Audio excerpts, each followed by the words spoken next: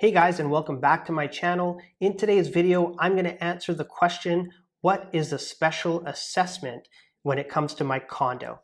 Now, if this is your first time to the channel, my name is Hasan Juma. I'm a real estate agent in Vancouver, and I create these educational videos to help you buy or sell real estate. Without wasting any more time, let's get started. So what is a special assessment? A special assessment is when a strata corporation imposes a levy or a financial charge to the strata owners for work on the building. So typically a special assessment will be for work that is larger than minor repairs. For example, if you live in a building and it requires a new roof, or if it requires new plumbing, new piping, these are all reasons why there may be a special assessment. And what that means is you pay out of pocket for repairs that are going to happen to the building.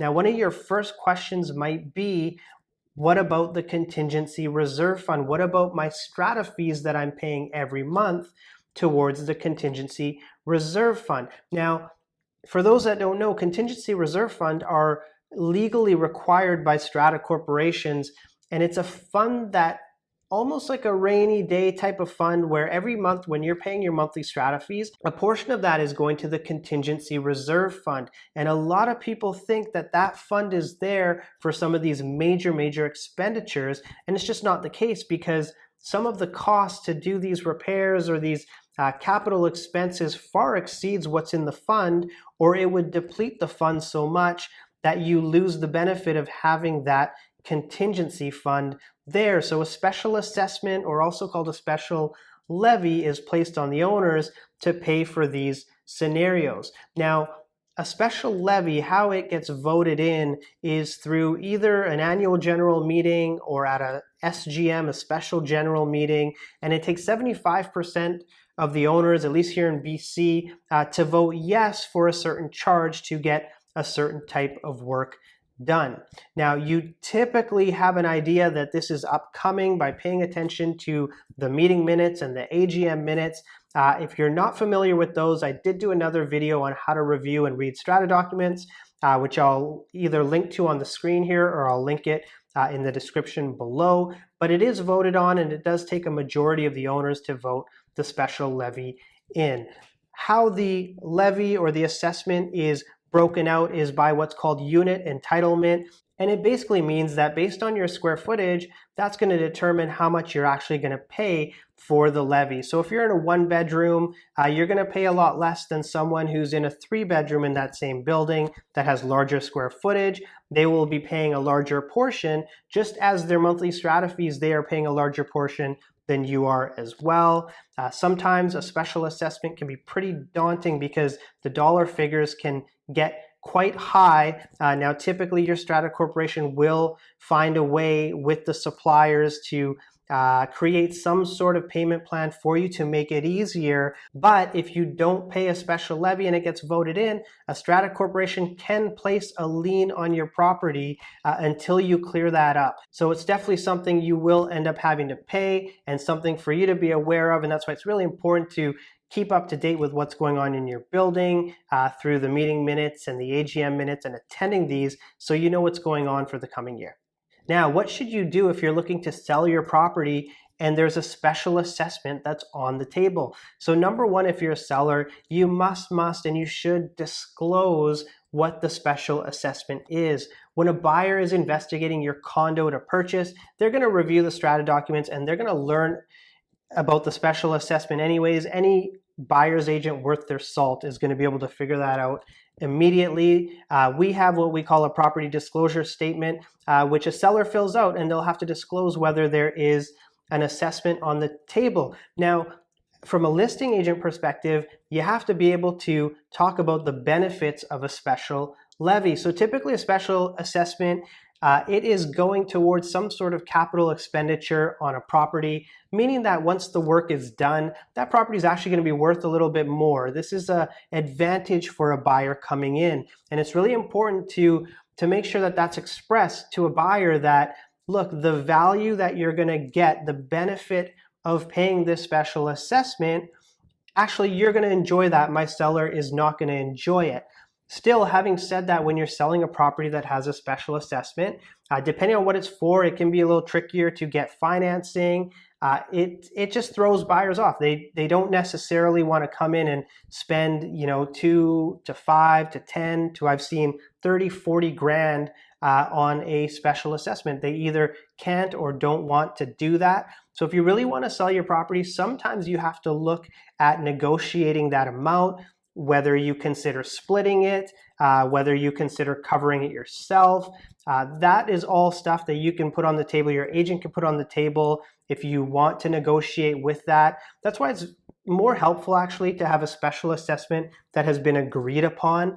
Sometimes you're in a scenario with a strata corporation where you have a few options on the table for special assessment. They haven't been voted in. There's different price points because the level of work or the scope of the work is different. And that's actually much trickier to negotiate with a buyer because you don't actually know the dollar amount. You don't know what that cost is going to be. If you're aware that it's a $7,000 levy, as an example, you can now negotiate that and work with that number and work with a buyer that's willing to purchase the property and just make sure the numbers work. Again, whether you're splitting it, you're covering it yourself, you have that control if you know what the dollar amount is of that special assessment. Now, if you're a buyer of a property that has a special assessment coming up, of course, you really want to look into what is the scope of the work? What is this assessment for?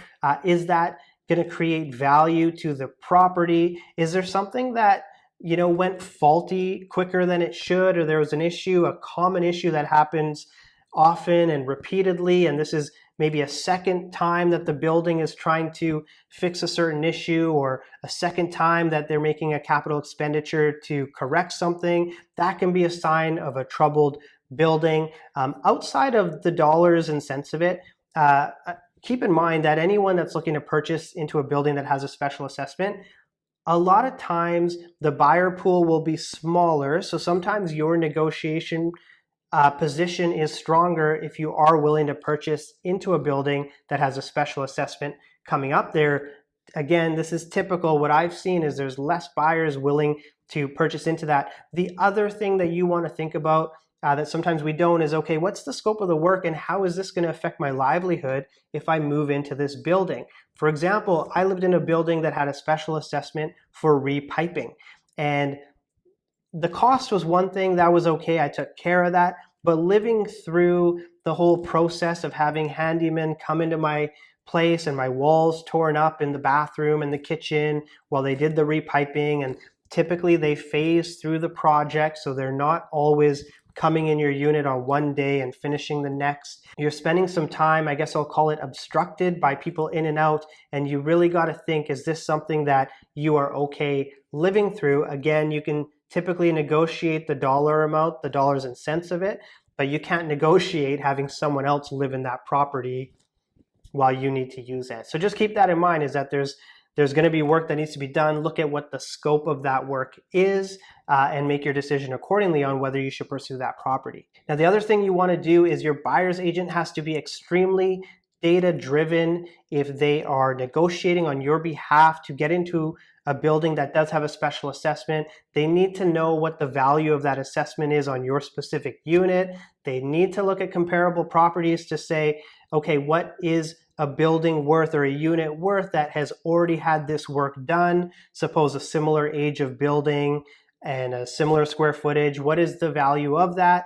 And then you can make an informed decision, because you may be getting really good value as a purchaser by buying prior to that assessment work being completed, and again, negotiating who's going to pay that assessment. Sometimes even if you take that on as a buyer, it still makes financial sense to do it, but you're not going to know that unless you have an agent that's able to present that to you. So ask those questions to your agent. Say, hey, like, once this work's completed, or are there any buildings in the area that have had this work? Can you show me what a value of a unit would be once that work is done? And then you can make an informed decision on whether to move forward. And lastly, guys, just one more quick thing. If you are a part of a strata corporation, which if you live in a strata, you are, one of the things that I would recommend, and I've been through this before, is as a strata corporation, strata council, make sure that you are getting more than one quote. It sounds so obvious, but make sure you're getting more than one quote when it comes to these significant types of work that needs to get done on the building. I lived in a strata before where we needed to get a certain job done, and the scope of the work was about $1 to $2 million for the entire building. And the strata corporation was dealing with one company, and that company actually knew that they were the only company at the table. And as soon as they learned that we were bringing a second quote, a second company to the table to quote on the work, we actually ended up getting the cost down of this large project by 25%. So, that takes a $10,000 levy, makes it $7,500.